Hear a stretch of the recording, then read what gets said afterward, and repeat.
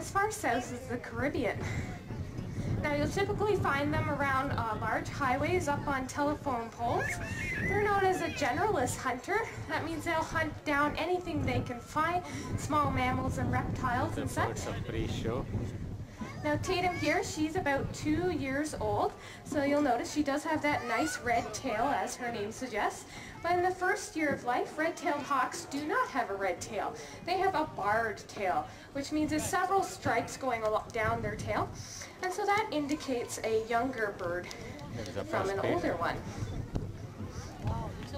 Now what also is interesting as the birds do grow up, their eye color will change as well from a light yellow-brown to a deeper reddish brown.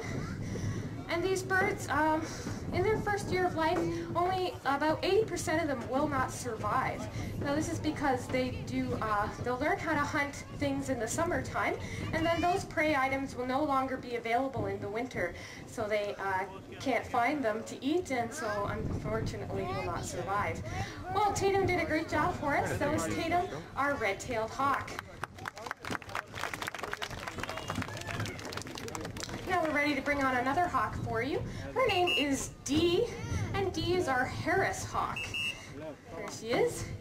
Now Harris hawks are native to the southern United States, down through Mexico, and as far south as Chile and Argentina. So it looks like she's made a pit stop behind the stands there.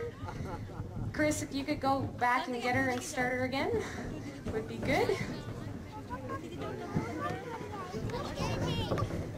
Now once Dee gets flying around here, you're going to notice she has no feathers going down her legs. That's because these birds are from a warmer climate, so they have no feathers down their legs to keep cool.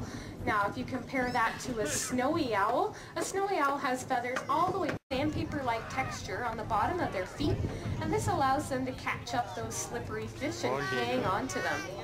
Now Kenai here, he weighs about 7 pounds, so he could catch a fish about the same size as him. But if he did find a fish that was too heavy, he wouldn't let it go.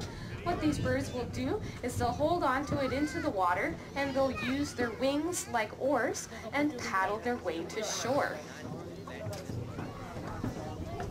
Now when Kenai flies on in here, you're going to notice that he is quite brown in color and doesn't have that typical white head and tail of the bald eagle. That's because Kenai is about 3 years old, and so he's not sexually mature yet. They mature about 5 to 7 years of age, and that's when they'll grow in these white feathers, and so this allows the other birds to recognize when other birds are ready to mate. Well, Kenai's having a nice time up there. Maybe he'll fly on down for us so we can see him. Now his wingspan is about 6 feet across, and the bald eagle's typical flying style is few flaps and some gliding. Here he comes. And nice landing. Now you can see him up close there. Now you will notice that he is pretty brown, and this is how these birds look like when they're young, and some people will mistake them for the golden eagle, which is also native to Canada. But you probably won't see the golden eagle. They're quite a shy bird, and they tend to stay in the forests of the northern in Canada. Now, Kenai is a male, and we can tell that just by looking at his size. Females of the bird of prey world are generally much larger than the males. Now this can be for a number of reasons. One is the female will do most of the hunting of the larger prey, and the male can do hunting of a smaller prey. The female also does most of the incubating of the eggs, so that larger surface area allows her to cover those eggs. And the last reason is that, well, the female pretty much has her way with the male, and if she's not, she can line on up here. Now, Wendell likes to see how fast you guys can run, so what you're first going to do, you're going to run down to that fence there, and then you're wait there. And then when I say go again, you'll race on back here, and the first person or bird who touches that T-perch wins, okay? On your marks, get set, go! And away they go, burning up that turf. One person's lost their shoes. I think they're going pretty fast. Now, from a round of applause, who thinks our volunteers can win this race? Few claps for our volunteers. What about Wendell, our vulture? You think he's going to win today? A few more cheers for Wendell. Now how about Jess down there, our trainer? You think she's going to win? Nothing. That's about all she gets. Okay guys, on your marks, get set and go! Looks like our volunteers are in the lead. Wendell is trying to keep up. First, second, third, fourth, fifth. Wendell comes in sixth. And of course, Jess always comes in last. Okay, volunteers, you did a great job. You can take your seats now. And we'll just wait for our volunteer to get her shoes. And Wendell was nice enough not to fly and cheat today. That seems to be the only way he can.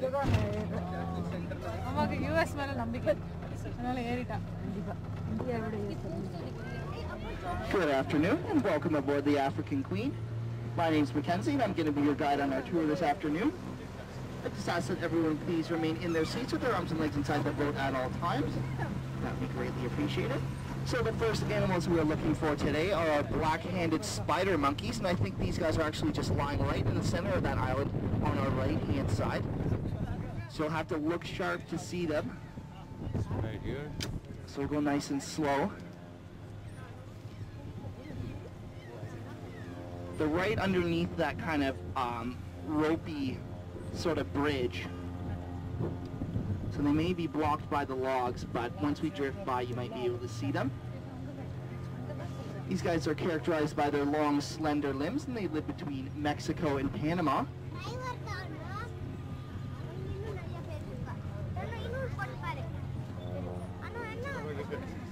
There you can kind of see him sticking his head out now. They travel in small groups through the forest trees, moving swiftly by making tremendous leaps and stretching out their long, spider-like arms. And you can see how he's holding on to the stump there with his tail that acts like a fifth arm. He actually has a patch of skin on it that provides him with some extra grip. And on the next island here on our right-hand side, we can see our black and white ruffed lemur. Just sitting atop the platform there if you haven't picked them out yet. These guys can be found on the island of Madagascar and get their name from the long fur which comes down from their ears and forms a ruff around their faces.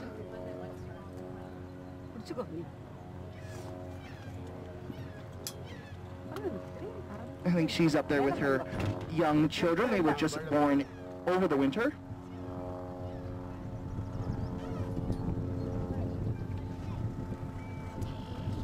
These primates will often hang upside down by their feet in order to feed on their diet of fruit, leaves, seeds, and nectar, and are also known for their loud barking call. Very good. And that large bird you see kneeling down right by the maple tree on our left-hand side is one of our marabou stork, and there's another one a little farther down the island which is standing up. So we can see them again when we come around the island.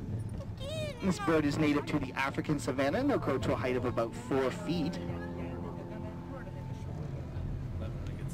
You also might notice the goslings on our left-hand side sitting with their Canada goose parents, kind of just nestled in the bushes there. Right on the point here on our left-hand side.